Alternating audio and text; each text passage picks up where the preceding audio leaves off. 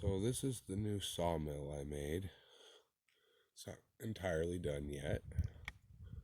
As you can see, it's a little bigger scale than this little tiny truck, but I have bigger ones.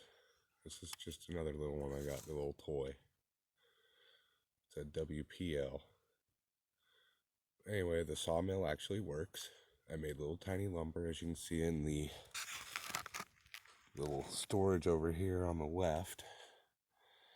There's a little tiny office right there in front of the mill, and here's the dump truck loading area. And yeah, like I said, it's not entirely done, but when it is, there will be more videos along the way.